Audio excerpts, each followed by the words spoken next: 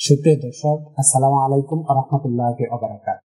Popular homeo হল থেকে আমি ডাক্তার এম.এ. হাসান। প্রিয় দর্শক, আপনাদের সবাইকে স্বাগত। আজকে আমরা যে টপিকস নিয়ে আলোচনা করব এটা হচ্ছে একটা মেল ডিজিজ, যা শুধু পুরুষদের হয়ে থাকে, অর্থাৎ অন্ডকোষের সমস্যা। পুরুষদের যে স্পার্মাটিক কোড আছে, অর্থাৎ শুক্রবাহী নালীতে এখানে এক ধরনের সিস্ট বা টিউমার হয়ে থাকে। তো আজকে এই সিস্ট বা টিউমার সম্পর্কে আলোকপাত করব, কিভাবে হয়, তার কারণ বা লক্ষণগুলো কি কি, এবং যদি হয় তাহলে জটিলতা কি ধরনের দেখা দিতে পারে, এবং এটা থেকে আমরা কিভাবে পরিত্রাণ পাবো বা করণীয়।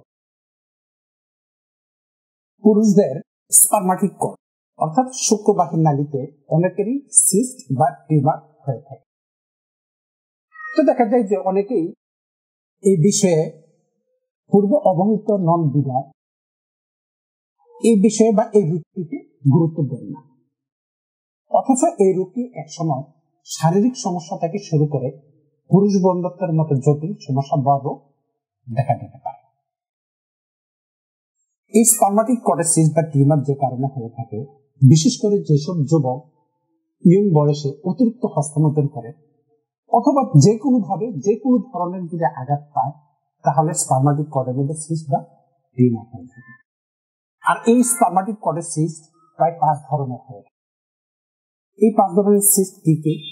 একটা হচ্ছে ফাইব্রোসার্কোমা, 2 নম্বর হচ্ছে লাইপোসার্কোমা, 3 নম্বর হচ্ছে লিওমায়োসার্কোমা, 4 নম্বর হচ্ছে রেবডোমায়োসার্কোমা, আর 5 নম্বর হচ্ছে মেলিগন্যান্ট ফাইব্রাস হিস্টোসাইট।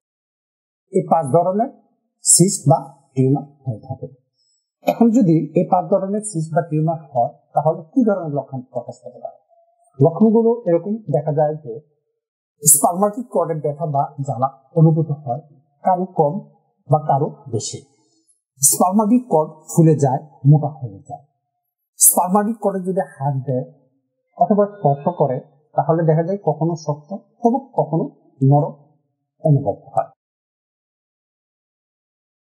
কারো কারো ক্ষেত্রে ব্যথা স্পার্মাটিক কোডে শুরু হয়ে অন্ডকোষে এবং কুচকিতে ব্যথা ছড়ায়। আর যদি স্পার্মাটিক কোডে সিস্ট হয় বা টিউমার হয়, তাহলে আপনি যদি দ্রুত ভালো না হন, এটা যদি দীর্ঘদিন থাকে, তাহলে এই স্পার্মাটিক কোডের প্রদাহ সৃষ্টি হয়। প্রদাহ সৃষ্টি হয়ে অনেক সময় অন্ডকোষ পর্যন্ত চলে যায়।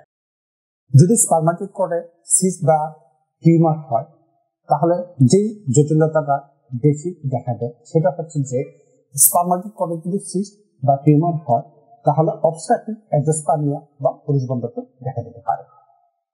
আপনি যদি যথাসময়ে সঠিক চিকিৎসা গ্রহণ না করেন, তাহলে শারীরিক সমস্যা থেকে শুরু করে পুরুষ বন্ধ্যত্বের মতো জটিলতা দেখা দিবে বা সৃষ্টি হতে পারে।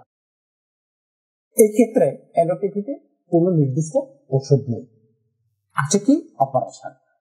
যদি স্পার্মাটিক কোডের সিস্ট বা টিউমার হয় আর আপনি যদি অপারেশন করেন, তাহলে শুধু সিস্ট বা টিউমারটাকে অপসারণ করা যাবে না, কারণ আপনার যে শুক্রবাহী নালীটা আছে টোটালটা কেটে নিয়ে আসতে হবে, যার কারণে আপনার পুরুষ বন্ধ্যত্ব নিশ্চিত। কারণ একটা বেলুন যদি ছিদ্র হয়ে যায়, এই বেলুনকে যেরকম কোনোভাবে মেরামত করা যায় না, ঠিক স্পার্মাটিক কোডটা ঠিক এরকমই। এটা যদি কেটে ফেলে, তাহলে কোনোভাবেই এটা জোড়া লাগানো যায় না, যার কারণে দেখা যাবে যে তখন আপনার শুক্রাণু বের হতে পারবে না, পুরুষ বন্ধ্যত্ব দেখা দেবে। অবশ্য হোমিওপ্যাথিতে এক্ষেত্রে খুব সুন্দর চিকিৎসা রয়েছে। যদি আপনি হোমিওপ্যাথিক চিকিৎসা গ্রহণ করেন, তাহলে দেখা যাবে যে ওষুধ খেলে আস্তে আস্তে সিস্ট বা টিউমার গুলো আস্তে আস্তে মিশে যায়। কিন্তু সেক্ষেত্রে দরকার একজন এক্সপার্ট অভিজ্ঞ হোমিও ডাক্তার। অনেকেই বিভিন্ন জায়গা থেকে ফোন দিয়ে বলেন যে ডাক্তার সাহেব, আমার তো এরকম প্রবলেম হয়েছে, আমার এলাকা থেকে অনেক দিন ওষুধ সেবন করেছে কিন্তু ভালো হচ্ছে না, অর্থাৎ তারা হতাশা প্রকাশ করে। আসলে বিষয়টা এরকম না। বিষয়টা হচ্ছে যে যারা এই রোগ সম্পর্কে জানেন, বুঝেন, একমাত্র তাদের কাছ থেকে চিকিৎসা গ্রহণ করা উচিত। আমাদের এখান থেকে অনেক পেশেন্ট এই ধরনের সিস্ট বা টিউমারের চিকিৎসা নিয়ে আলাদা মতো পুরোপুরি ভাবে সুস্থ হয়েছে। কিন্তু সেক্ষেত্রে দরকার কি একটু ধৈর্য।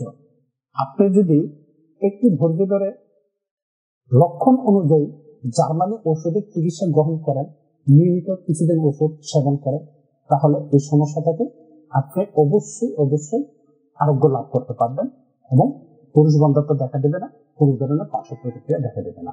তাই আমি বলবো যারা স্পারমাটিক কোডের সিস্ট বা টিউমারে আক্রান্ত তাদেরকে বলবো যে ভালো একজন ডাক্তারের শরণাপন্ন হন এবং সুস্থতা লাভ করুন।